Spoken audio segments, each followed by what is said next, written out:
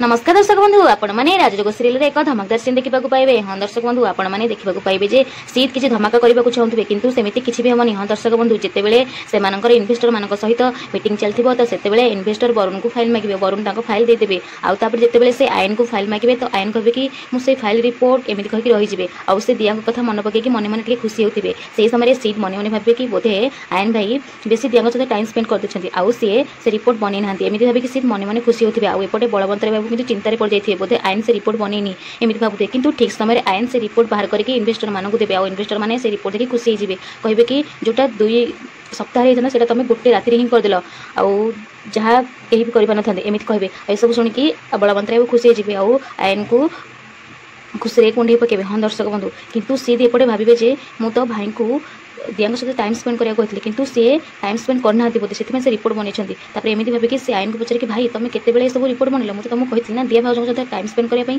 Ion कहे कि अरे तू तो मत रात उठे देथिल तू जो उठेदेला मत आउ निद होलानी से भाविली कौन कर बसिकी से मुझे रिपोर्ट बनई देती आउ यह कही सारा सीट को मन फिका पड़। हाँ दर्शक बंधु आउ सीट प्लान हारी जी सीट भाई कि मुझे धमक करी और इन्वेस्टर मान भाई इन्वेस्टर मान भरोसा तुटुव आउ बलवंत राय कंपनी बापा बाहर करदे एमती से भाई कि सेमती किसी भी लानी। हाँ दर्शक बंधु आपण मानक कौन लगुच सीट कौन आउ किसी प्लानिंग करेंगे आउ सीट कर एमती हारी जबार देखिक आपण मानक केमती लगुच से कथा कमेंट जनातु।